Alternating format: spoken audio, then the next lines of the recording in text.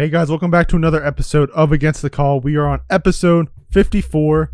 We've missed a week, but it's okay. We're back.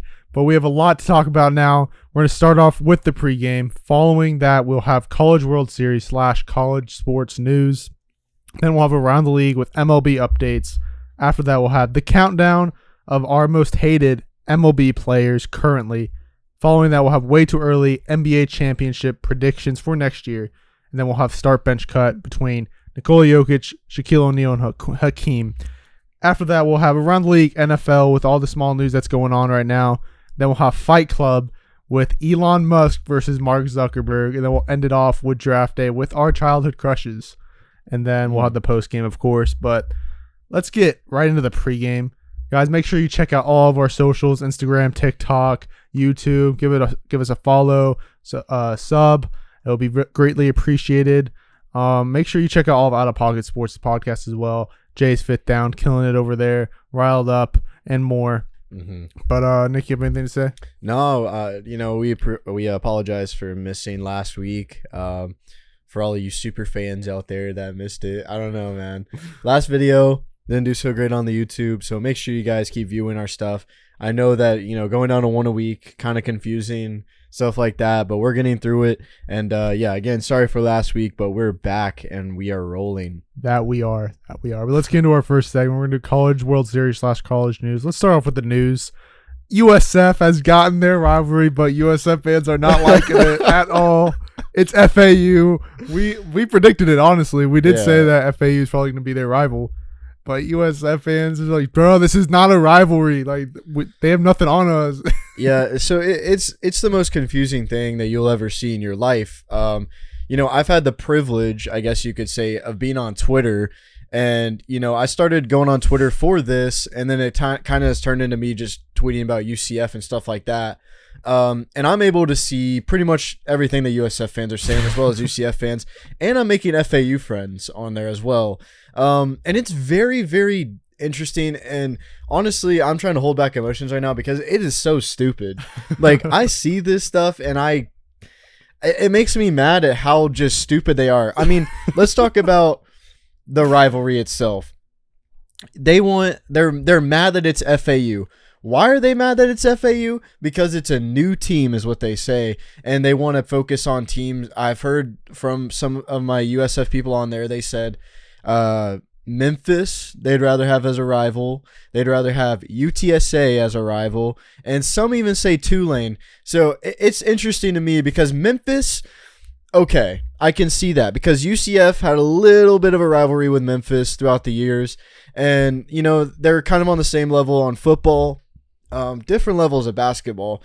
I don't know about the rest of their sports, but I know that they're somewhat there on football, which it would be understandable. But when you go to UTSA as a rival, they just won the CUSA conference, and they're already heavy favorites to even win the American.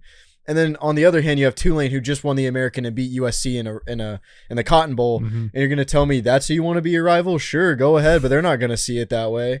But as far as FAU and USF goes, this is the part that gets me. They're mad about it, but yet look at the rivalries in college. Where are they at? In state. They're almost all in state. You got your Ohio States and Michigans and your USCs and Notre Dames. That's all very historic stuff. When you look at it, Florida, FSU, Auburn, Alabama, Tennessee, Vanderbilt, I could keep going on. UCLA, USC. You're always going to have your in-state rival. Even if you don't consider them your biggest rival, like maybe Tennessee would consider Alabama their biggest rival, stuff like that, it doesn't constitute the fact that that's still your rival. And FAU fans, they're eating it up.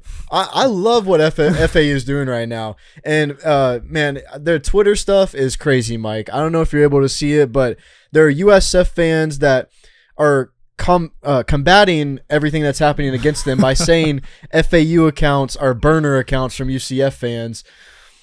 It's like USF fans, our minds are blown that another school has fan base. It's like their small little brains kind of They're in denial. Denial's a river in Egypt, and they live there because it is insane at like the delusion that they have. I mean, they're talking about one of our good friends He's been on the channel before. It was Connor who came on the Battle of the Fans. Mm-hmm. He was telling me that UCF isn't even favored against USF in volleyball, and I was like, that doesn't sound right. Now they do own the all-time record against us, but yet they haven't beat us since 2013 in volleyball. And he said that the all-time record kind of means more to him. I don't think so at all. And we've talked about this before with USF and the Power 5 conferences. I'm sorry, Mike, I'll give you time to speak. I promise you. But, You're fine. But the USF and the Power 5 conference is the dumbest conversation ever. I mean, they think they're going somewhere. They think that they're going somewhere. All the tweets, win basketball and football, we're out. That's all of them. Win basketball and football, we're out. No, you're not. You will be lucky to get 6 wins in football. You will be lucky to, maybe get 3 wins. Honestly, it is insane. And what they don't realize, and they keep using this damn AAU achievement that they got, which props to them. Like, that is amazing academic achievement. Any school that gets an AAU, trademark, whatever it's called, that kind of certification for them, that's perfect. That shows their academics. Academics is not what gets you into conferences. Now, it helps. Don't get me wrong, it does. But then they want to use Rutgers as an example. They suck in the Big Ten. What they don't realize is Rutgers was looking for a way out of their conference, and they are historically a mediocre football team. I'm not going to lie, but they are the foundation of football. Rutgers University began college football. Yeah. They should have that spot in the Big Ten. I don't care how bad they are. What does USF have to offer? What do they really have to offer? They haven't won a single American championship. They were ranked really high that one year. They were ranked second. Oh my God. And then they'll be like, well, USF's never been ranked that. USF has never had a perfect season either. And then they want to be like, well, USF's never been undefeated or defeated like the entire season because we went 0-12. Y'all were sure damn close to it. Y'all one win was against an FCS school last season. And that says a lot in the program itself. I wish y'all didn't win that because it is annoying. And it's funny for me seeing all this unfold, remembering being a senior and junior in high school and thinking, oh, maybe I want to go to USF. Maybe I want to go to UCF. And now I'm like, thank God that God was behind me and made me choose the right university. What do you have to say about this? You basically said it all. I just like sitting back and watching USF fans be.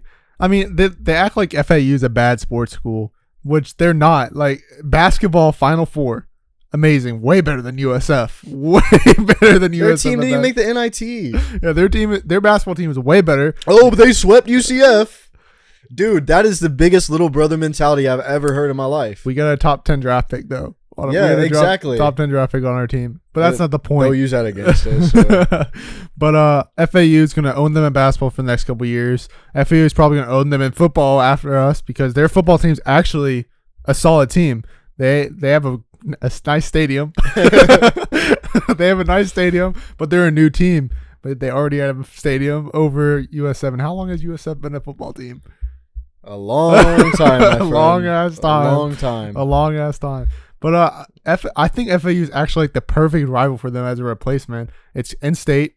It's close. Mm-hmm. That's pretty much it. It's really the battle of the South Floridas because one's actually in South Florida for FAU and the other one's, not even close to South Florida. It's in the central west of Florida. And, I mean, this is I'm agreeing with you, Michael. This is perfect for them. I don't know why they're mad.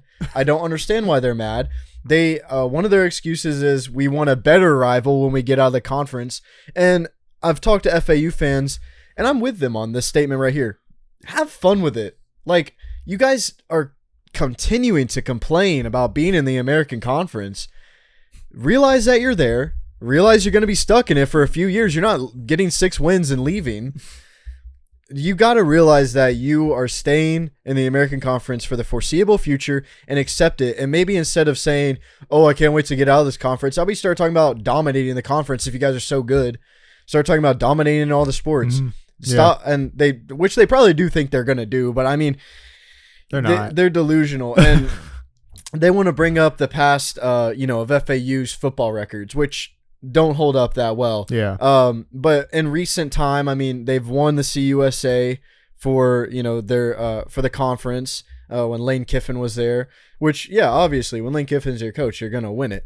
But that doesn't destroy anything. The American Conference, like the old American Conference, and especially now, in my opinion, just as bad as CUSA. And I will take a few teams out of that, UCF, Cincinnati, and Houston, that are going to the Big 12. But when you look at the rest of it, it's still, and this is coming from an SEC point of view as well, and a bunch of SEC fans will agree with me on this. The American Conference and any G5 program is looked at practically the same. You see these schools and you're like, well, they're kind of the same level of, competition and stuff like that. So, you can't diss on CUSA when you're stuck in the American. You can't do that. It doesn't work that way. But I mean, you're still gonna, at the end of the day, UCF is still gonna be the rival of USF. No one's really gonna.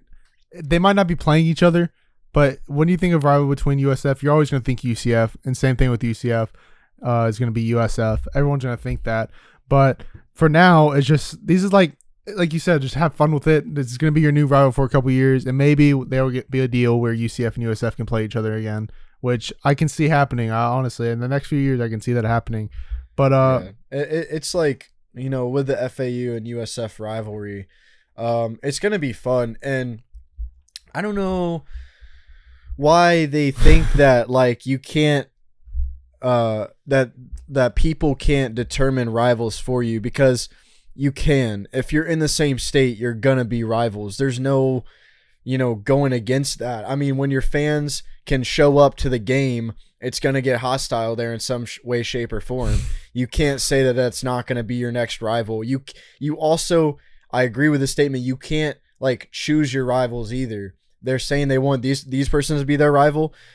You can't just make rivalries out of the blue. I mean, it just happens. Yeah, no, it will happen in the way it's supposed to, and it's already happening right now. They can't handle what's happening with their fans on Twitter. They're starting to hate FAU because they're becoming their rivalry. Yeah, and their next tactic is, we'll just ignore them and save all the receipts and all that. Please do, because I think FAU is going to beat USF this year. It's going to be so funny.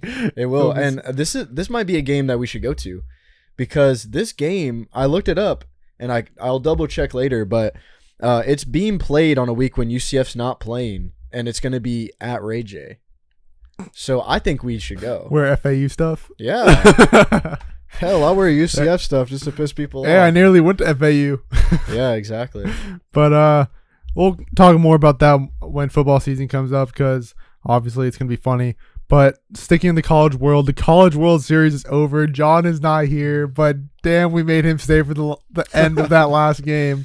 Florida has lost to LSU, and wow, just sad fashion. That was a sad game. Oh yeah, and people. One of our friends, he doesn't know sports that well. Sorry, Aiden, but you just don't. And I love you to death, man. But the day before, Florida whooped their ass entirely. Yeah, it was like 24 runs 25 to like what, 1 or something. No, it was like 3 or 4 that they scored. But he's like, oh, that doesn't like scare you or anything. Like that's what he was saying in my DMs, and I was like, no. I was like, did you not just see it's baseball? Yeah, exactly. It's baseball. The Angels scored 25 runs and lost a series, and that's exactly what happened to Florida.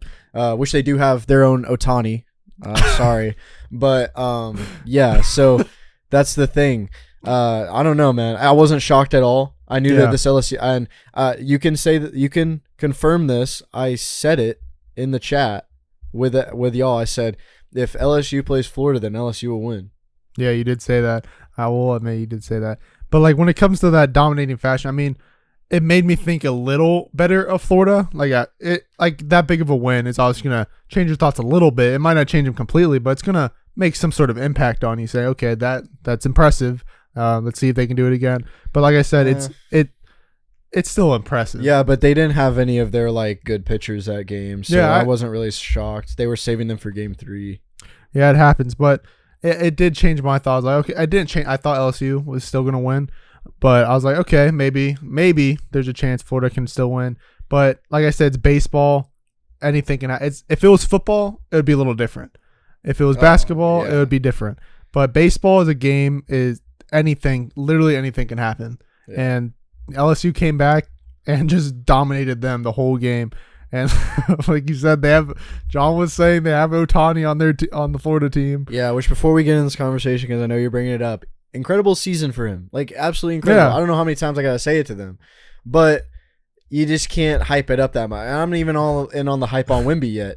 Like I told you, any sport, I want to see them play for at least a year or two in the big leagues. Yeah. I don't care if he's going off in low A. I mean, I know that's not how far he's going to go, but that doesn't really say a lot. And I mean, college baseball is a very hard sport, and what he was able to do in college baseball was incredible. But when you're comparing him to the best player in baseball, No. I'm saying like the people, the Florida fans, when you're comparing him to the best player in MLB baseball right now, you got to stop riding that, bro. You got to stop. You're doing tricks on it and stuff because it's wild. Yeah, what I've been saying in the group chat when John and Nick talk about it, because I'm coming from non-bias at all. I don't care for the Florida Gators. I don't care. I have nothing against either team here. So I was looking at it from my personal just baseball fan. When I was agreeing with both on different standpoints. I don't think he's the next Ohtani. I don't think he's going to be as good as Ohtani, but I do think has a good chance to make a pretty far impact in his career because he's proving at the level he's at right now, he's doing everything he needs to do to get to there. Like he has the numbers, he has the consistency. Other than, of course, he had a bad game, unfortunately for him. But he's hitting over 300, over 30 home runs, and still at a 3-point-something ERA. Super impressive, even if it's in college. But he hasn't had that step yet to go to the. He's a sophomore. Yeah, he's a sophomore, so he's going to be in college another year. Mm-hmm. And then he's going to get drafted. He'll get drafted easily. He'll get drafted. Good chance he gets drafted round 1 through 5. I don't see him dropping unless he has a terrible season this upcoming year. But the main guy that we need to be talking about right now, other than Jack Ohtani, is the real greatest pitcher out there right now, Paul Skeens. And I mean, when you watch this guy pitch, it's incredible. Like I honestly I've yet to see that great of a pitcher in college baseball, other than some of Tennessee's pitchers, but we won't get into all that. But Skeens, man, he is a beast. Have you seen this guy pitch? Yeah, I've seen him pitch. I've seen highlights and all that. He's gonna go second overall in the draft, and his teammate was going first. Mm-hmm. I can't remember if it's Tyler or Taylor Cruz, but it's Cruz's last name, and that guy can hit a bomb. Like anytime you need it, that man hits a bomb, and that duo, going 1 and 2. It's crazy. And then another guy on LSU that, became that hometown hero is definitely, what's his face? Tommy Tanks. Yeah. Great player. Great nickname. Yeah. Also Beloso on there. Really great guy for LSU. LSU had some great players. Trey Morgan just showed up and showed out the entire World Series. He's an incredible player. Looks a little bit like Bronny, I'm not going to lie. He does. But that team deserves it. That team, they got their revenge as well, coming off that 2017 College World Series loss to Florida. They got their revenge in a really good fashion. I'm surprised that they didn't sweep. I'm going to be honest. Made me a little bit mad that they didn't, because I tried to piss off John by saying they'd sweep, and I was going to roll with it. But John did say Gators in 3, and that didn't happen. It was really bad, and that was a fun time, Mike. What didn't you say? Yeah, it was funny because basically on finals game 7, the Celtics we went out to a bar, wing bar, had wings, and you saw what the outcome of the Celtics got blown out. John the whole time making fun of me. Let's go Celtics. I'm rooting for the Celtics. Oh wow, I got my bittersweet revenge. Revenge is sweet. Let me just say. It is nice. That whole night. Let's go Gators. It's still a long game. We still got all that game, John. It's okay. I know, and that's one thing. I've written it down in my mental notes. We're not watching any big games for Tennessee together. No, we are. No, we're not watching any big games. Me and John already said it's Nick's turn. Man, y'all can try, but we ain't doing that. Man. We I'll are be sick. We are going to. We're going to show up. It will happen. No, and it will, because it's Tennessee. Like, I'm not even worried about. Like, I know that any big game that's going to happen that we all go to, Tennessee will probably choke. That's just what they do. That's what they do every time. So it won't surprise me. Like, you guys think it's like this big thing, but I mean, really, I'm used to, as a Tennessee fan, you don't understand. Like, you've been a Boston fan, you've seen a few Super Bowls, you've seen a few World Series, you've seen, well, you haven't seen any other ones. But I mean, you were live, but you didn't like see them. So, you've had that going for you. But as for me, the only big thing I've ever seen in my life is the Bucks win a Super Bowl and the 2 Stanley Cups from the Lightning and the UCF national championship. Well, they didn't even go to the national championship game, but they won it. They won. So there's nothing like when it comes to my expectations, they're never high. I mean, when it came to that South Carolina game from Tennessee, yeah, my expectations were high because it was South Carolina, and my expectations were let down. That's just the life of a Tennessee fan. So whatever, man. Whatever. Well, let's get into our next segment here. We talked a lot about it. It is around the league, MLB, with all the updates going on. There's actually a lot going on. Super impressive from some of these players. God, I hate being the person to have to announce names, but I'm gonna try. He's on the Marlins. His name is Luis Arraez. Pretty sure that's how you say it. Man is having a season. Let me say he is. I don't know. He might be at 400 right now, but at the last time I checked, he was like a 398 batting average.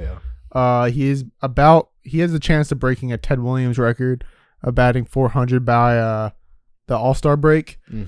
It's this man. It's insane how good he's doing. It's like I didn't think I'd see someone do this good at batting for a while. I didn't think I might even see it. Like batting 400 consistently is one of the hardest. It's the hardest thing to do in sports, honestly. Yeah, it's Arraez, right? Arraez, yeah, Luis Arraez. He's batting 392 right now. 392 went down a little bit. Yeah, I'm trying to see right now his live stats. I don't think he has any. No, he didn't have anything, so that's all right. But anyways, keep going. But yeah, he is having an incredible season. We'll talk more about the All-Star in a second, but he did make it. Of course, he deserves it. And the Marlins are just doing better than expected this year. Good for them. But the guy I want to talk about the most is one of the most hyped up MLB players right now. He's on the Reds. Ellie De La Cruz, the top prospect, is having an amazing start in the majors. He helped the Reds go to like a 11-game win streak, and then he's batting over 300, has over 890 OPS, and he just hit for the cycle. Insane. It's insane how good he is, and he's gonna be a top, like I can see him being a top 10 player for the next 10 years, future in the next 10 years. It's insane what he's doing. It's insane how young he is and what he's doing at this very moment. But like you said before, I mean, props to him, and he's on the Reds, which makes it so much better. It makes it 10 times better because there's a lot of teams that we did not expect to be doing this good by the time of the All-Star break at all. I mean, you mentioned the Marlins, mentioned the Reds. The Reds were on a crazy win streak, and also got Votto back. Votto, whatever. But then at the same time, I mean, look at the Orioles. Let's talk about the obvious. Look at the Rays still at the top. And then you also got the Orioles in top 3, Marlins in top 6. And you also got Arizona Diamondbacks there. I mean, it's crazy what's happening. The fact that I see the Giants over their Dodgers is actually funny. But Giants always surprise though. Like it's nothing really. Past few years, like they don't expect to do good, but they surprise. So I just really have this feeling, and I've said this on a previous podcast, I think, but I have a feeling that this World Series is going to be a really fun one. This playoffs is going to be a fun one. Like the playoffs and the World Series, what I mean. Yeah, it's gonna be fun to see. Yeah. The commissioner and everybody in the front office isn't going to like it because you're going to have a lot of teams like the Rays and, your Diamondbacks that people are going to be a little bit mad about, but that's the beauty of the sport. Yeah, it happens. I mean, it's not scripted, so this is what's going to happen. You're going to get some surprises, but it's going to be nice to watch because the Rays aren't going to win. But anyways, who else isn't going to win either? The Red Sox. Yeah, because they're not going to be there. Anyways, the All-Star starters have been announced today, right before we started filming. So I'm going to go through each of the teams real quick. So the National League starters in the outfield, Ronald Acuna Jr., Mookie Betts, Corbin Carroll. Here, let me go through the teams too. So Mookie Betts, Dodgers, Braves for Ronald Acuna, and Diamondbacks, Corbin Carroll. That's the outfield. At shortstop, we have Orlando Arcia of the Braves, and then Nolan Arenado at third base of the Cardinals. Then second base, Luis Arez, I can't say it, of the Marlins, of course. First base, Freddie Freeman of the Dodgers. Catcher, we have Sean Murphy of the Braves. 3 Braves, super impressive. And then at DH, JD Martinez of the Dodgers, of course. 2 of their starters. Their farm system's awesome. Dude. Their farm system in Boston got us a World Series. That's all that matters. It's 2 Red Sox as it's so disappointing. But its team is stacked, of course. But the American League starters, it's half of it, nearly half of it's just Rangers. That's crazy, bro. So the outfield, Aaron Judge from the Yankees, low key. Kind of think he should have been a reserve because, I mean, don't get me wrong, great year, but he's been hurt a couple times this season. But it's Aaron Judge. I'm not surprised. Mike Trout of outfield of the Angels, obviously going to be there. Randy Rosarena of the Rays, impressive season for him. He's doing good. And then at shortstop, this is what surprised me. Corey Seager being the starter of the Rangers. I thought Bo Bichette should have been the starter. I think Bo Bichette's having a better year. He's having arguably an MVP season at the moment. Of course, it's middle of the year right now, but he's doing amazing right now, and I think he should have been the starter at shortstop. But I love Corey Seager. Props to him for being there. He's having a great year as well. But at third base, we have Josh Jung of the Rangers. Second base, Marcus Semien of the Rangers. Catcher, Jonah Heim of the Rangers. Those are the 4 Ranger starters. And at first base, we have Yandy Diaz of the Rays. And that DH, of course, they're going to have him on here, Shohei Ohtani. Wouldn't be surprised if he's pitching as well to start the game. But solid teams, like the Rangers. All these players deserve to be on this team. They're having an amazing year, especially with all the pitching luck they get with Jacob deGrom out for the season. Luckily, Nathan Eovaldi's being one of the best pitchers in the American League at the moment, still carrying them, being the ace. Of course, it's another Red Sox player, not the Red Sox. SMH. But they just like thrive when they get out of there. They thrived when they're on the Red Sox. Shut up, dog. But both these teams, this game's actually really interesting. I'm excited for the home run derby. That hasn't been announced yet, but yeah, it's probably. I don't think Aaron Judge will be in it. Pete Alonso will probably be in it. Julio Rodriguez is probably going to be in it as well. There was someone else that was probably. I'm pretty sure someone was announced, but I'm not positive. But Juan Soto is probably going to be in it as well since he was a champion last year. But that's what I'm super excited for. I was talking with John about this. I think home run derby is the best, like, out of the league's all-star, like, mini game. Oh yeah, of course. Because I think these players actually like care for it. They won't get injured because you're just hitting. It's nothing's gonna happen. All of them compete for it, like actually compete.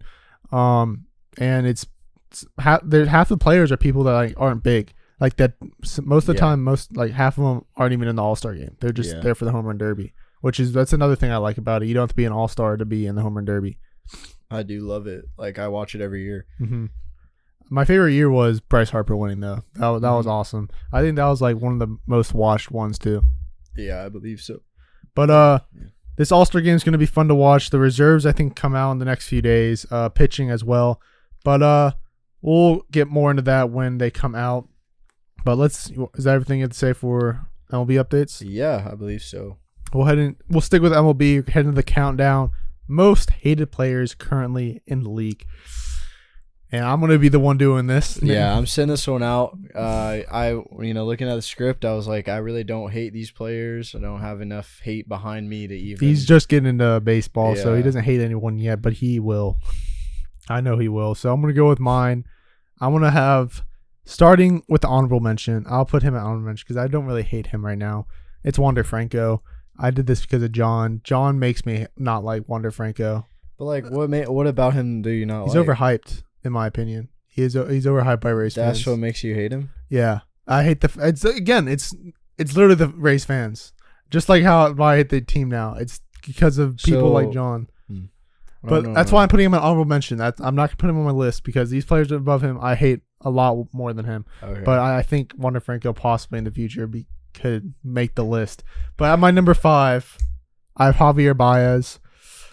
I mean, I think he's hated by a lot of people in the league. He's memed about a lot now since he's on the Tigers. He's doing terrible, and everyone loves to see it. He was on the Cubs. He was the most hated guy on that Cubs team. Yeah. He's just annoying. He's really just annoying. He thinks he's better than he is, and it's proving that he's not that good. And it looks like now he's barely even trying on the Tigers. It's like he got his payday. Now he just doesn't really care. That's what I get from him. And it's something I don't like from MLB players. But at my number 4, this one's going to be also because of John, Fernando Tatis. But it's half of John, and then the other half is I actually don't like him at all. He's overhyped by Padres fans. He had to use steroids. Padres fans were saying that he is the face of baseball along with John when he's not. So many better players above him, like Mike Trout, Shohei Ohtani, even Aaron Judge, I'd put over him. He's annoying. There's times he's funny in the crowd. Like I laugh when he's like mocking the fans in the crowd that are booing him. But like since he's been caught using steroids, that was the funniest thing to me. It's just how all these Padres fans like say he's the savior of the team and he's the face of the MLB for the foreseeable future, and he's not now. He will never be the face of it. He's no Barry Bonds to say that. But that's my number 4. My number 3, Carlos Correa. A big similarity to Javier Baez. Annoying as hell. He is not good. He's mid. Astro fan. Yes, they won 2 World Series. I mean, actually, he won 1. He wasn't on the team when they won the other one. Mm-hmm. I don't really know how to. I just a hate for the Astros that made me hate him more. It's like there's a player on the Astros at my number 2 that I hate way more than Carlos Correa. I kind of wanted maybe if the Red Sox signed him, I would have been not mad because we didn't have a shortstop at the time, but I'm glad we didn't because that whole all the shit that went on with him in the free agency. He signed with like 4 different teams just to end up back with the Twins. It's crazy. But I don't think he's that good anymore. And he's just annoying. His fans are annoying. But at my number 2, I have Alex Bregman, the most hyped third baseman that is shit. He is shit. I hate Alex Bregman so much. Like, he's a cocky player. A cockiness where it's not even likable. Like, he's doing it for fun. He thinks he's the shit. Like, he actually thinks he's the shit. He has a terrible personality. He has like that personality. He's better than everyone when he's really not.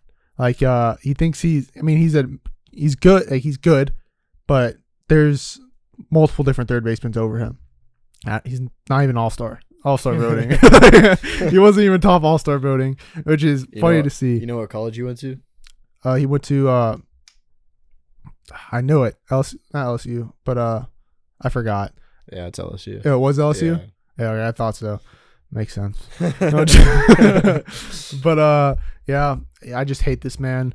But he honestly could have been my number 1. I complain about him every time I see him in some sort of highlight. Nick might not see it, but I do complain about it a lot with my other friends or with John. If John sends something, I'm always going to bash on Alex Bregman. But at my number 1, it's Manny Machado. And a lot of people hate Manny Machado. He's a bitch. Actually, he ruined a career of my favorite player, one of my favorite players all time, of Dustin Pedroia, sliding into him purposely and fucked up his leg. That's baseball. No, he purposely did it. That is not baseball. That's a bitch move. It was so annoying. He's good, yes, but he's kind of like a crybaby. Not like he can't win. He can't get on a team to win. And the best thing I've ever seen of him was when Chris Sale struck him out in like a form of a K. He like went on his knee and that looks like a K when people drew it out. And he's the last out of the Red Sox Dodgers World Series. Brought the biggest smile to my face, I have to say. But that is my countdown of most hated players. All right, solid list. Yeah, I do know a lot of people who don't like Machado, but never met somebody not like him as much as you do. What? I didn't hear what you said. Sorry. You didn't? No, I don't know why I didn't. Oh, okay. I'm not repeating myself. You can just go back and listen to what I said. Let's do it. But anyways, that's going to wrap it up for the countdown. We're heading to way too early NBA championship predictions for next year. Nick, I want to have you start this one off. Yeah, man. Early, way too early. We just got out of the season, man. Well, whatever I say now is going to look really stupid. But obviously we'll redo these. Man, I'm going to say right now, it's going to put a smile on Michael's face. But, I mean, if Kristaps Porzingis stays healthy, Celtics are going to the finals. We can't deny that. Like, nobody, as much as you can hate on the Celtics, which I still don't fully hate them, but as much as you can dislike the Celtics, I mean, they got a likable team. And, I mean, it's not only likable from the players, but it's also likable from being a favorite, like a standpoint of being a favorite in the East. I mean, you're coming off a team that went to 2 straight Eastern Conference Finals, and now you just added, in my opinion, was the missing piece. I don't think it's the coaching like Michael says, but I think that this right here could be the missing piece. And I mean, you did have to get rid of Marcus Smart, but he's going to a great team. So, every fan should be happy about that. But with this team, I'll be honest. I think the Celtics will go now, but we do have to see about injuries and stuff like that this team has. They do get injuries a lot. So yeah, and it's never too late to still break up the Jason Tatum duo. So they're not Jaylen Brown duo. So maybe not this year, maybe the next. Who knows? But that team is basically the clear-cut favorite right now. So I'm gonna go with that in the East. Now the West, it's up in the air for good reasons. For number one, I mean, the Nuggets, they could go back. Their team is staying all together. And who knows what will happen in the offseason. But do I see them going back to the finals? No, I actually don't.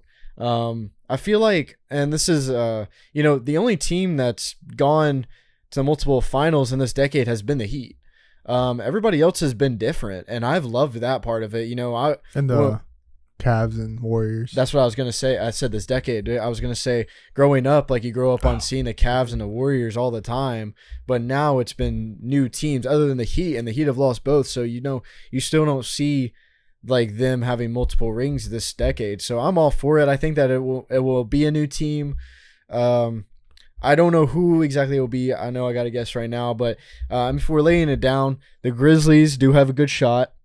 Ja Morant has a 25-game suspension, but we still do good even without him, and we just added a Defensive Player of the Year from 2 years ago with Marcus Smart, and that's really good for us. That there's been a few other additions that I don't know off the top of my head, but I know it's there. So the Grizzlies are a team that you need to look forward to. They'll probably choke because they're my team, so I'm not even going to put them there. The Warriors, we still got to see what's going to happen with Draymond here. This is very interesting. He may not sign back, so we got to see what happens there. Lakers. The Lakers are not going to the finals. Come on. Don't play with me here. Who knows? Maybe Lakers Celtics finals. That's kind of what Adam Silver wants. Script writers, man. Scripting. He said. But that didn't happen. Thank God. But, let's look at the other teams. Maybe the Mavericks do better this year. Don't see them going. A team that could go to the finals is the Suns. But you got Kyrie's visiting with them. Oh, God, bro. That team, man. Oh, man, there's so much. Do we have an NBA news section on here? Actually, no, we don't. I was basically going to add that. Yeah, well, let's talk about it right now. Chris Paul to the Warriors. Yeah. Oh yeah, why didn't I put? We'll add right after our champion predictions. We'll go into that. I mean, it's all up in the air. I think the East is a clear-cut favorite. Which I do want to mention this again on the podcast. I called that a West team would win so many times on the podcast. Really hoping you didn't bring that up. Yeah, I knew that right when the Nuggets won. I was not going to bring it up. Yeah, I was thinking about it the other day. I was like, man, I didn't mention that, but yeah, I brought it up multiple times before. I thought a West team was going to win, and they did.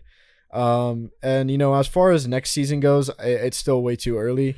But I don't know. I'm gonna take the safe route for this way too early predictions. Just say Nuggets. I know I just literally said a minute ago I don't see it happening, but when I'm looking at all the teams, it's very hard to say like at this very moment. I need to see how teams perform. But who knows, man? I feel like next year's NBA Finals is going to be a good one, just like last year. I mean, the moves that are being made in free agency they're a lot of fun. Especially this NBA new rookie class that's coming up. Yeah. Who knows? Maybe the Spurs get an 8th seed through a play-in win. I don't know yet. Maybe we'll see. Maybe. They still need to do a lot, but yeah, I'm excited to hear what you have to say. I think we already know what I'm going to say for the East. I'm not going to talk much. You basically covered it. It's the Celtics. Celtics are going. We're winning the championship. That's my way too early predictions if we stay healthy. But Kristaps, it's gonna be fun to make a clip, bro. It's gonna be fun for within the future. Yeah, whether they win or lose, you gotta. If they do win, you called it in June 29th of this year, 2023. Yeah. But clip it, clip it, chat. Yeah. But for the West, you basically covered it all. I agree with everything. I think the Nuggets have a really good chance of going back since they're running it back with the same exact team, basically. But I mean, the Suns, it's scary. New coach, don't know how it's gonna happen. Kyrie may go there. Don't know. Don't like if Kyrie does. Don't like Kyrie or KD really, but I do really like Devin Booker. If he goes there, I mean. It's a great squad on paper, but we've already seen KD and Kyrie. Do we really need to see it again? Yeah, I don't think it's gonna. I don't think it's gonna happen, but who knows really? But also the Grizzlies is always a good option. Damian Lillard. If he goes to the Heat, honestly, they could make another push for the finals in the East. But I don't think he's leaving. But we'll talk about that in a second. But the Clippers. Maybe if they're all healthy, it's another injury team. That team is not going to be healthy. I don't think they ever will. I really don't. Every year since Kawhi joined, it's been injury after injury, and we've never got to see the full potential of that team. Yeah, but also I'm missing something. There's something that happened. It's off the top of my. I'm just gonna go Nuggets as well. Nuggets or Grizzlies. But if I had to pick one, I'm gonna go Nuggets. Just because they won the finals. So if you're doing way too early, they just won. They deserve to be in that spot. We'll be safe for now. But let's talk about some trades that are happening. You mentioned maybe Dame goes there. Who knows with this guy? I don't think he's leaving because he said he didn't want to leave. Yeah, I mean he's all about the loyalty thing. They just got Scoot. I mean that's a nasty backcourt. Scoot and Dame. I mean that could do great things. I know that there's still some other things they need to figure out. But I know that if Dame does get traded to the Heat, the trade package is crazy. I mean, this includes Tyler Hero. Yeah. I think a few first, as well as who's the other person? Kyle Lowry. And I think there's one more player, but I can't remember. But that'd be a very, very fun Heat team to watch, even more than it already is. So who knows? I mean, getting rid of Tyler Hero and seeing Tyler Hero in Portland, it's kind of lame. But who knows, man? Maybe he still balls out over there. Maybe he probably will because it's not as good as a team. Oh yeah, and he's a tremendous player, as well as Kyle Lowry. You know, he dealt with injuries last season, but he's still a role player. I mean, every time I see Kyle Lowry on the court, I just think of him on the Raptors and how great of a player he is. Yeah. But whenever we're looking at some other things that happen, you know, Jordan Poole and the Chris Paul trade. Jordan Poole is on the Wizards now. Man's gonna average like 28 points a game. He's just gonna. He's replacing Beal. Like we'll get to Beal in a second going to the Suns, but he's literally just like the Wizards won that trade. Yeah, they won that trade. I don't know what the Warriors were thinking because they gave up Poole and like a bunch of picks. It's stupid. Yeah, for a point guard, you have Steph Curry. Why do you need Chris Paul? I really don't understand it either. Like Chris Paul is.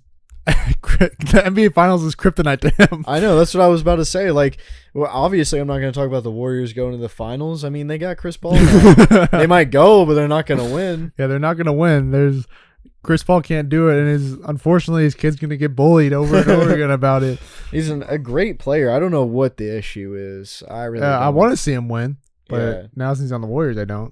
Yeah, no, me either. See, like there's a few teams I wouldn't want him on, and Warriors is one of them. But we'll see what happens. But another trade, blockbuster Bradley Beal going to the Suns. Dude, this Suns team, Bradley Beal, KD, Devin Booker, DeAndre Ayton, possibly Kyrie Irving.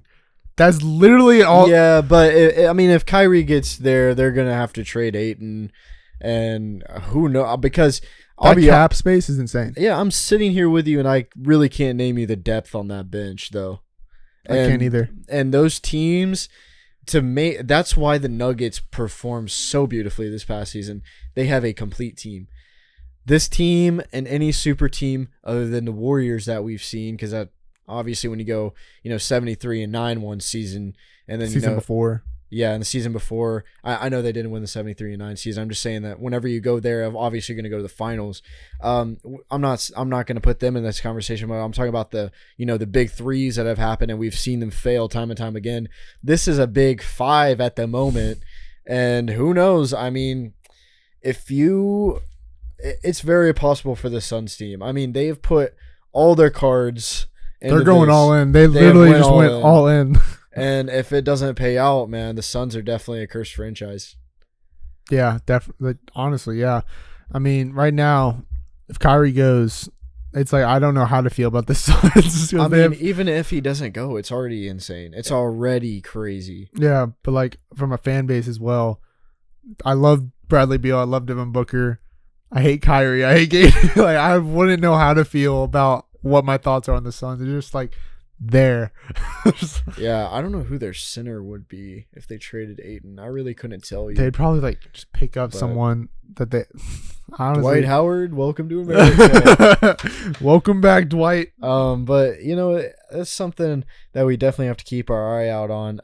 And trades are gonna keep happening this offseason, so I'm very excited. Yeah. Who knows? Maybe LeBron to the Warriors.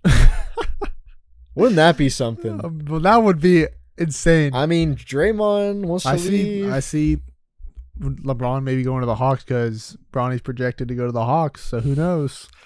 But he ain't going. He's not going to Atlanta, bro. But in other news in the NBA today, James Harden's opting in to his 76ers $35 million contract, but it's in order for him and the 76ers to work together for a trade. He's leaving. So they're opting in for a trade out. Another great player is going to go somewhere different. It's insane. And Come to the Grizzlies, bro. It really is. And then another player that's going to be a free agent, Derrick Rose. A lovable guy. I see this picture. I see the Bulls logo. Because the Bulls are expected to be interested in it. And that would be cool to see. I'd love to see him. Love to see him back on the Bulls. But I mean, speaking of the Bulls, though, Vucevic signing that extension, and also Lonzo Ball out for the entire season. I mean, this Bulls team can't catch a break. They really can't at all. But seeing Derrick Rose, I think Derrick Rose is still a good. He's not obviously as he was, but he's still a good bench player. Yeah, I mean, yeah, obviously he is, and I mean, it's funny to sit here and like whenever you talk about a lot of sports, you have certain teams in your mind that you kind of remember. And I kind of just sat here and I was like, wow, I didn't even really remember the Bulls. Like, they haven't been relevant in a while. At least for us, in Florida, and just them not performing at all. Yeah. It's like a forgettable team right now. It is. But like they have big names. That's the thing. But which maybe, who knows, maybe Zach LaVine leaves as well. Yeah, that's maybe it's probably he'll probably leave if they don't do good this year. Oh yeah. But the last big thing that I can think of that happened, surprising to all of us, the Hawks traded John Collins to the Jazz. I guess they're done with it in Atlanta. I guess they're gonna be rebuilding, not really rebuilding, more of just figuring out what's the issue and trying to get new trade pieces in there and stuff like that. Yeah, I mean, we'll see what happens. Rudy Gay? Rudy Gay. Bad trade for the Hawks. I know. I saw it happen. I was like, this doesn't look fair to me. This looks like they got fleeced. Hard. Yes. Hard. But it'll be the Jazz low keys. They weren't bad. Like they were in the playoff contention. And that's a great pickup for them. Lauri Markkanen and Jamie Collins now. Good duo.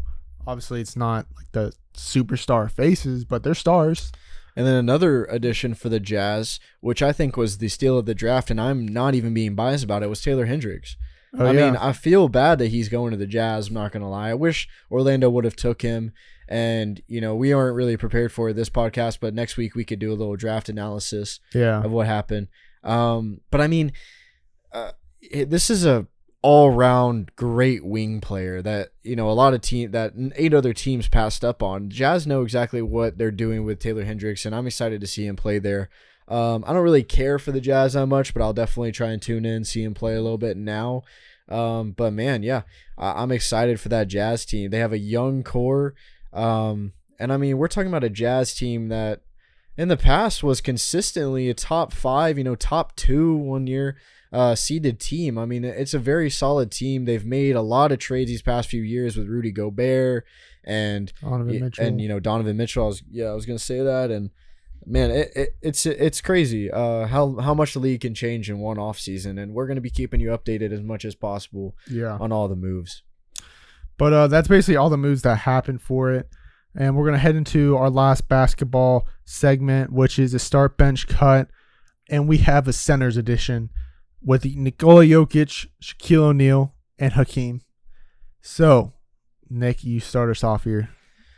Boy, this is a tough one. This is very, very tough. I'm going to start with Shaq.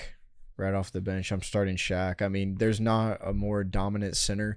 Yeah, he's not shooting up circus shots like Jokic is. I mean, obviously, he's still on that level with Hakeem on his defense.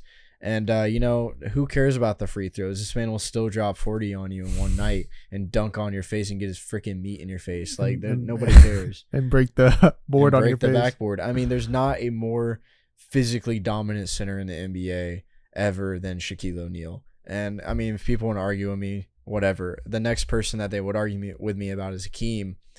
And this is very hard. When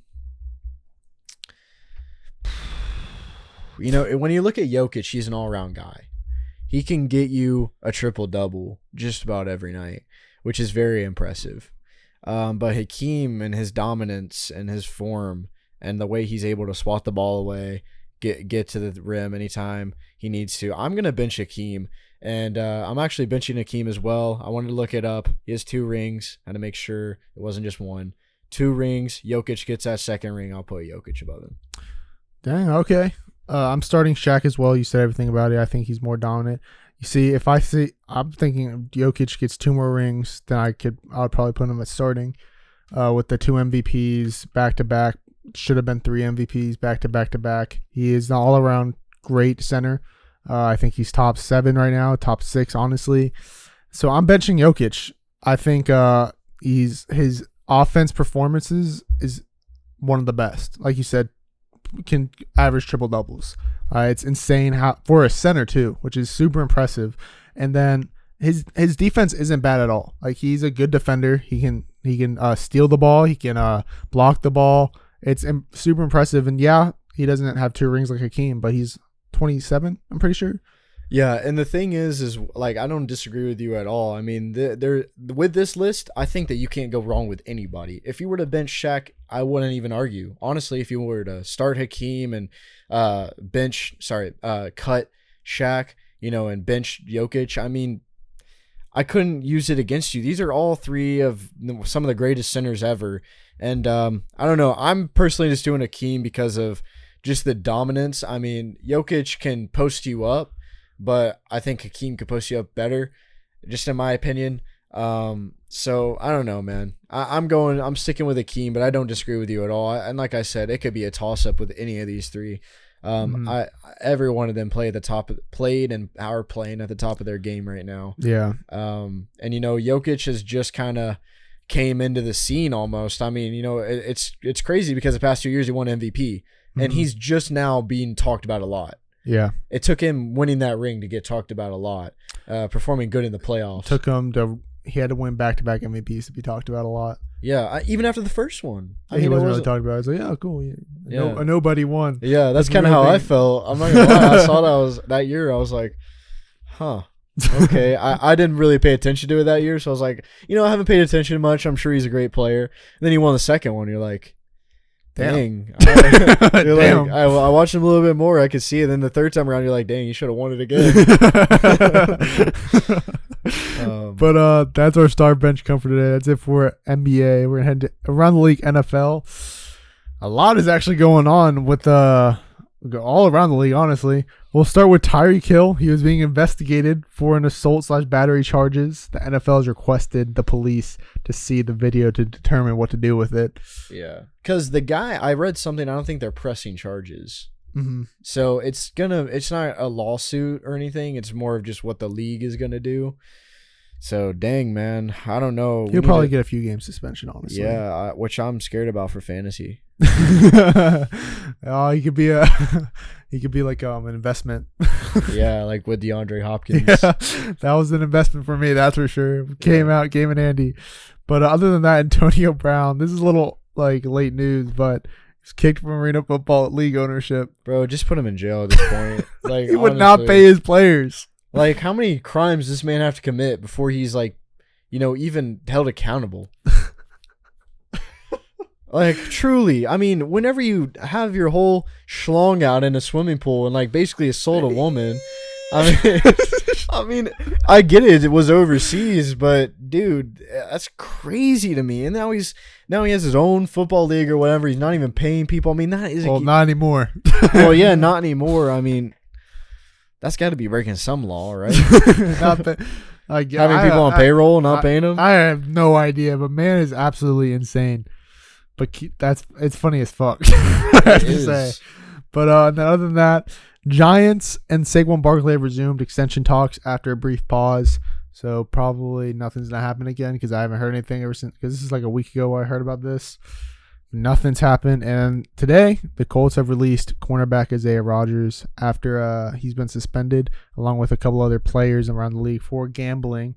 And he actually was gambling on his team, and he won a bet of $1,000 for, I'm pretty sure, an under on Jonathan on the running back. No way, yeah, bro. It was like I'm pretty sure. Did Jonathan Taylor get over 1,000 yards? I don't know. I don't think so. I think it was like 900. Oh, wait, here it is. Colts running back Isaiah Rodgers placed and won a $1,000 bet on his own team's over under for rushing yards and a team over under rushing yards. Most of the bets were $25 to $50 range, and 1,000 bet was the largest wager Rodgers ever placed. Some could theorize that he had some inside information on the team's game plan since he randomly chose to wager a large amount of money of the team's rushing yards. The Colts have released Rodgers since, and he is being suspended. That's one. Okay, like betting is one thing, but you don't bet on your team unless it's like for like more for them to win or something. Like I could see like you betting on like a futures pick for them to win. Like when Calvin really betted on the Falcons, he was either betting on himself or betting on the team to win. Like I could see that. I mean, always bet on yourself. Yeah, but like this isn't. That's crazy. I didn't know that part until you just said that. Yeah, no, he bet on his team. He won though. He got it. Yeah, man got paid, but so he's facing like a year suspension. I'm pretty sure, yeah. So at least it's not banned for life. No. Him and a couple other players. Here it is.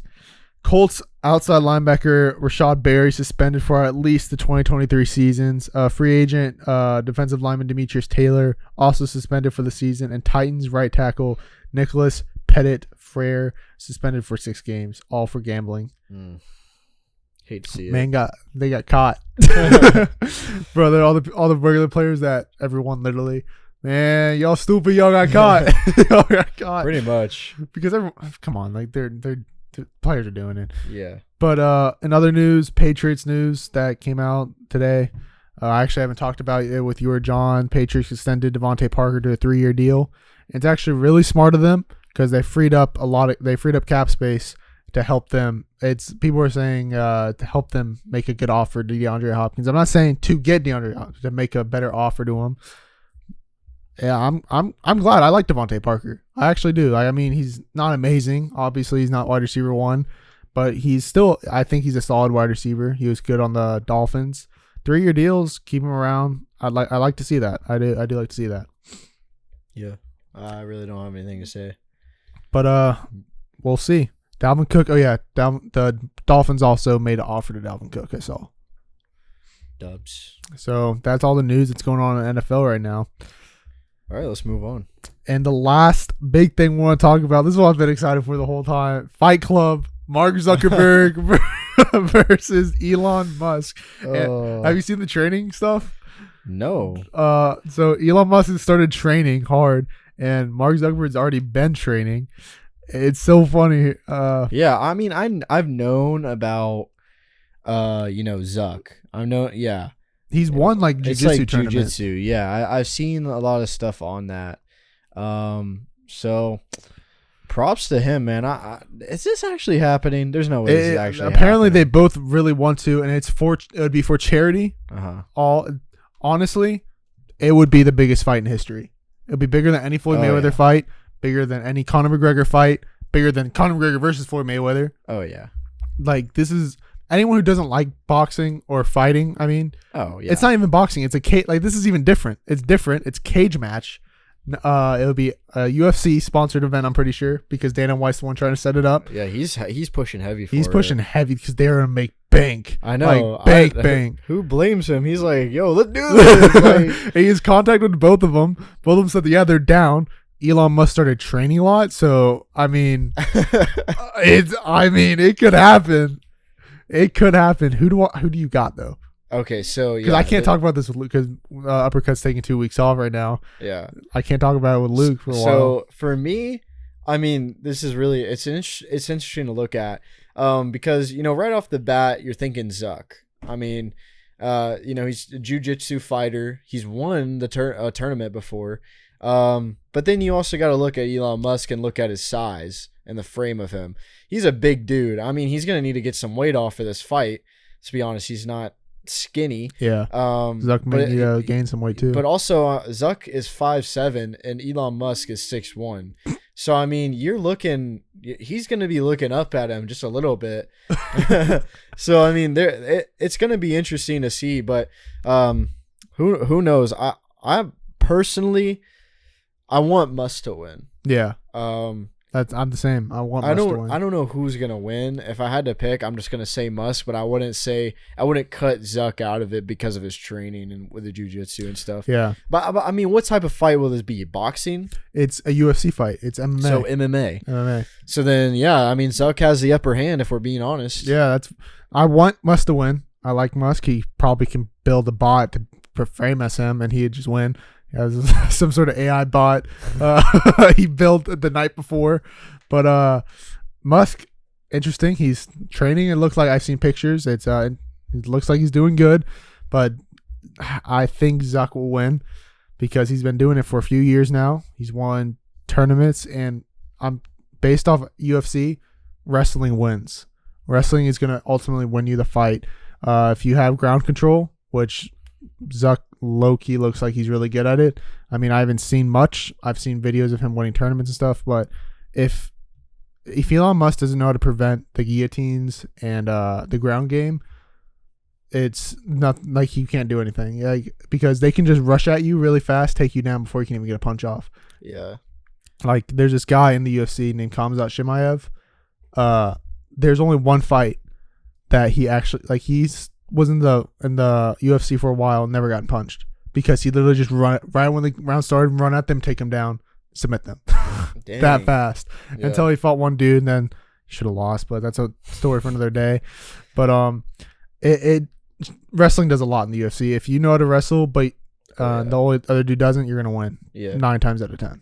And I mean, you can see it when you watch these UFC fights. I mean, half the fight, they're on the ground wrestling. Yeah. So, yeah. And I mean, with this fight that's going to happen, it's going to be a blockbuster thing. I mean, Elon Musk isn't a total quote-unquote jock, but I mean, this is basically like nerd versus jock sort of situation with Zuck and Elon. I mean, people want to joke about like Elon being like this alpha male and all this stuff. And then you look at Zuckerberg and he's not the perfect idea of a quote unquote alpha male. So who knows? He's kind of like the nerdy guy. Yeah. Everyone's like, no one really likes him either now. No, he's not liked by many. No, especially for all the Facebook drama. Yeah, especially when that movie came out about him. No one really liked it. But Musk has the advantage with size. That's something that's really big, which is going to help him out a lot. A lot more power with more size, more knockout power, and that is a very big advantage for him. If they're not going to have a specific weight, or like if they're not going to be big on the weight, I really don't think they will, because I mean they don't have to do it. Like they have Zuck and Zuck and Elon have all whatever they say is going to be done. Like they're going to be able to do that degree. Dana White doesn't have anything on it. Like he really doesn't have any. Like they're not under contract or anything. They're doing it for him. It's Battle of the Billionaires, man, and we're just gonna be feeding into it. Everyone's gonna watch it. It could honestly be almost $1 billion like fight.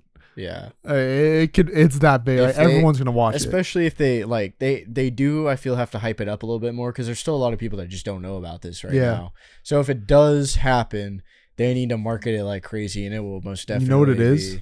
What? It's Facebook versus Twitter. It really is, yeah. Because Musk owns Twitter, yeah. Zuck owns Facebook and Instagram. It's actually Facebook/Instagram versus Twitter. Yeah. And that's 3 social media apps that's gonna be promoted like hell. Yeah. So it's easy. Support your fighter. Support your owner.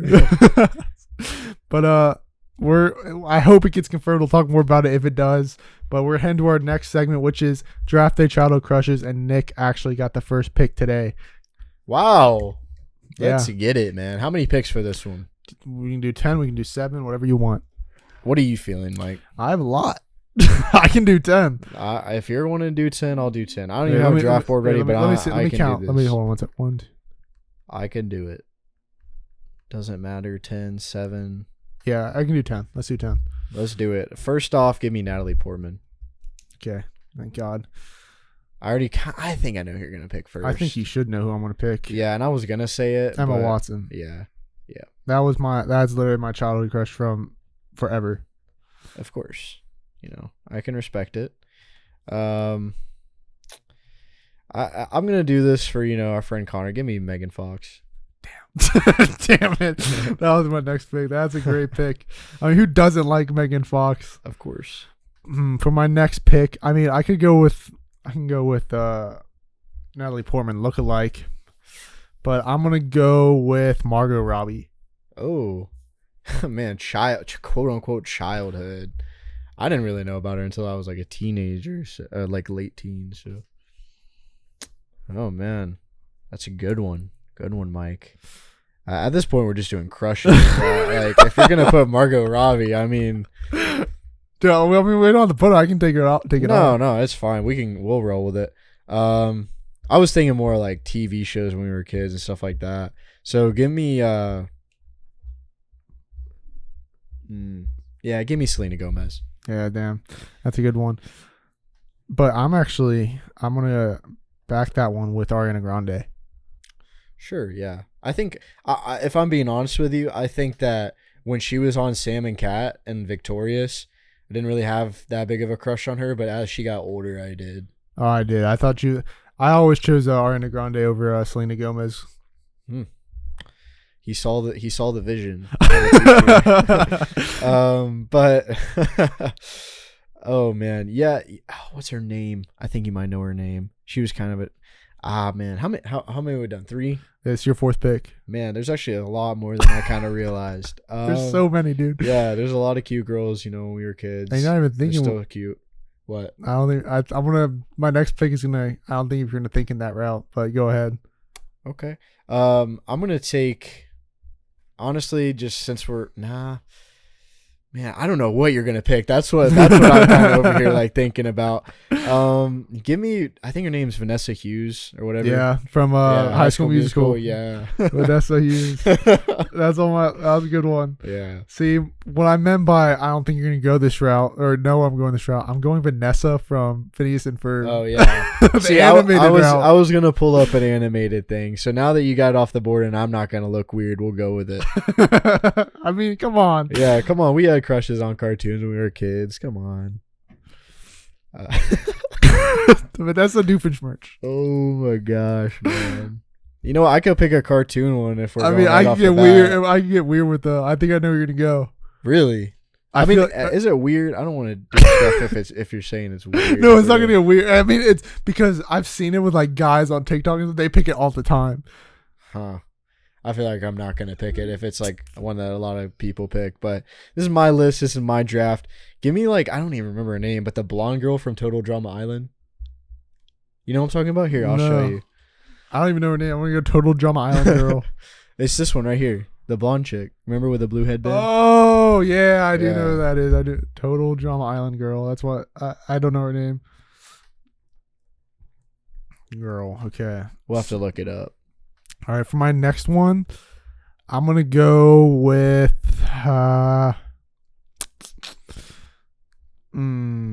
Yeah, I'm gonna go with Natalie Portman. Kind of look like with Keira Knightley from Pirates of the Caribbean. Yeah. I always thought she kind of looked like Natalie Portman. Yeah, actually, she does. All right. She's like the AAA version. Give me Zendaya. Zendaya. Okay. Interesting. Interesting. Not gonna lie. Wasn't thinking that way. But I'm gonna go with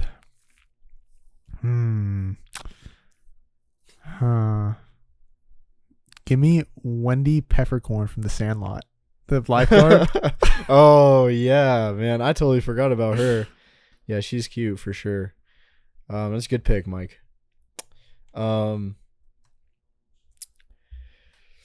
Give me my girl Peyton List. I knew you were gonna go that route. Peyton List. 1, 2, 3, 4, 5, 6, 7. That was your 7th pick. All right. 3 more. All right, I got some good ones. Give me Aunt Becky from Full House. Oh yeah, for sure, man. For sure. What's her name? I think like Lori Loughlin or something. Yeah, or Lachlan. It's one of those. Man, you know what? If you're gonna go kind of older, give me Jennifer Aniston. That was gonna be my next pick. Yeah. Jennifer Aniston. All right. With my next pick, I'm gonna go with Mrs. Incredible. Solid. Very, very solid, my friend. Man. I'm down to what, 1 or 2? You have 2 more. Okay. Well, I can't remember her name. Maybe I can help. If this is you're gonna pick, you can describe it. I'll see if I can. Yeah, it's the girl. I don't know which route I should go. Okay, yeah, I'm gonna go with she was in Teen Beach Movie. Which one? That's a good question. The one with Ross Lynch. So the main character, the girl. Yeah. Okay, I know what you're talking about. I think her name. No, I'm thinking of the other girl. I'm thinking of, which I'm not gonna say her name. But yeah, we could look it up later. You can just write like Teen Beach Girl. People are gonna be like, dude, this guy actually said Teen Beach on this podcast like 5 different Maya times. Mitchell. Yeah, that's her name. Yeah. I thought she was cute, so she was. Teen Beach Movie.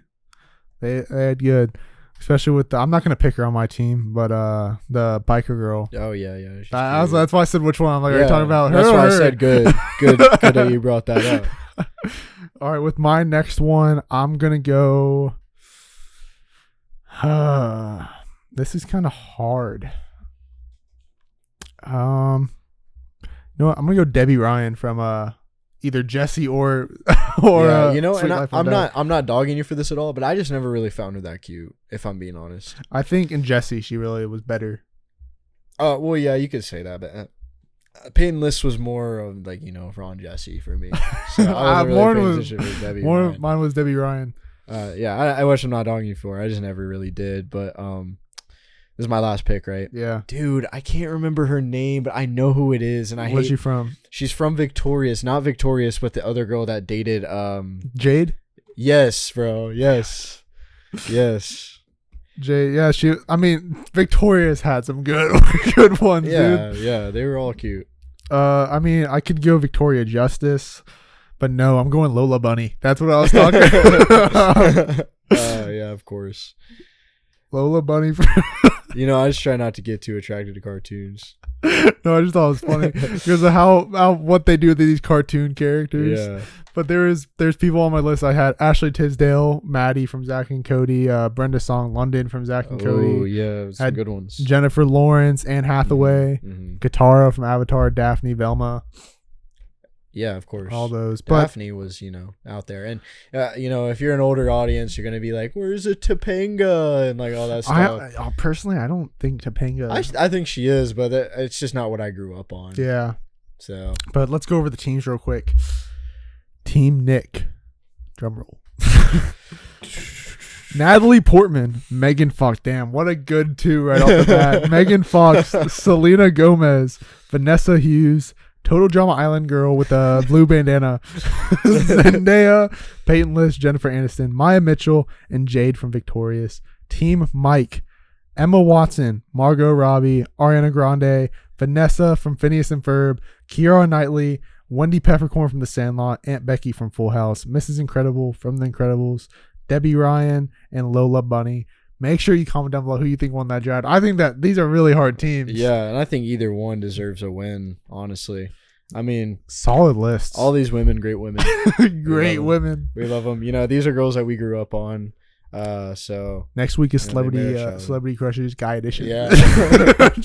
Ryan Reynolds, number 1. You won. Harrison Ford in Indiana Jones. But we'll head into the post game. Thank you guys so much for listening to episode 54 of I was about to say the uppercut. Oh, wow. Against the Call. Make sure you use our code ATC on SeatGeek. Next time you go to a concert, sporting event, anything, it really helps us out. Also, if you want to use our code Against the Call in all caps at www.w.gg for 10% off your next purchase, go ahead and use that. Also helps us out. And please buy merch. Yeah, please. But other than that, that's going to end it for this episode. Thank you guys for joining us here at Against the Call, and we'll see you in the next episode.